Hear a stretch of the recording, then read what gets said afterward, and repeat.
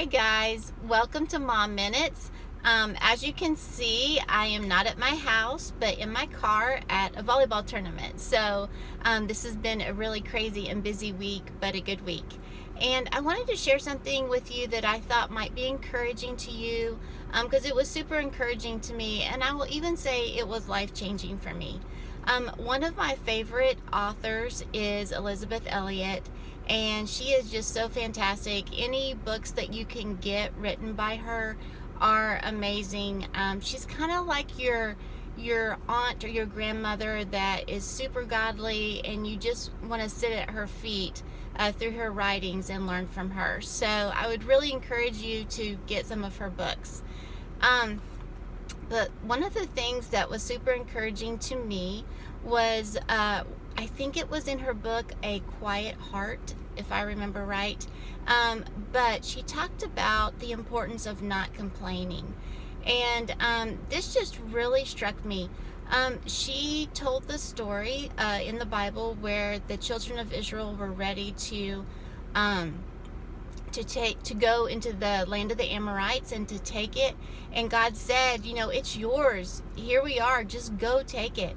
And so the leaders of the Israelites said, you know what, I think we ought to send 12 men in and see what they think. And so they came back, and they were complaining about how big the people were and were fearful. And so it says the people went back into their tents and just started murmuring and complaining. They started, saying, why did God even bring us out here in the first place? And then, it says that Moses said to them, why are you complaining? Don't you trust that the God that brought you out of Egypt, the God that has carried you through the desert like a man carries a child, will he not give you what he's promised? And then it just says the Lord was angry, and he said, none of these men or women are going to go into the promised land now, including Moses. And so she talked about that, and she said, there's so many times when we look at what God has or is letting us experience at the time, and we complain. And when we complain, we have our eyes on ourselves, and we totally miss what God has for us in that circumstance. And she likens that to the promised land. And I've thought about that so many times. It's so true that when I get my eyes on myself and my circumstances, and I just start to complain, and then I want to vent, and I don't know about you, but I always think venting is going to make me feel better. And it never does. It just makes me more worked up. And I wish I could remember that more often and just stop myself from venting because it really does make not only yourself feel worse, but then the person that you told is just like, I'm really sorry. I don't really know what to do with that information except for I'm sorry. So, I think that so many times we're frustrated, usually about things that mean something in the moment, but in the bigger picture, they are just not huge deal. They are just frustrating. And so if we can remember not to complain and look for the good, look for the promised land that God has for us in those circumstances, and just really trust him, like Moses was asking the people to trust God.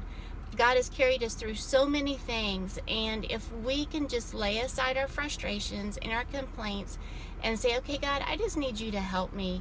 Help me to see this the way you see it. Help me just to trust you to fix it. Then we just lay that at his feet, and he will give us peace. And in Philippians 4, it talks about just giving God everything, giving with prayer and with thankfulness, and he will give us peace.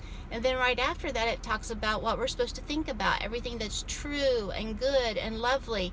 And it lists a whole bunch of things there. And if we do that, it says, again, God will give us peace.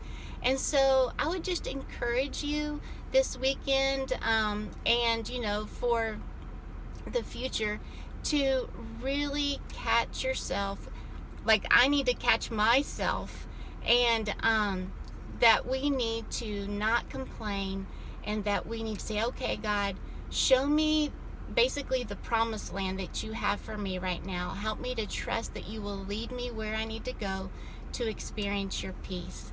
And that will do much more for us than venting will do for us. So, I know we do have things that come up that we do need to address, but we need to address prayerfully, and God will give us peace about that, and we will be able to probably have a much better conversation, one that's proactive, that He blesses, and that He can change things through.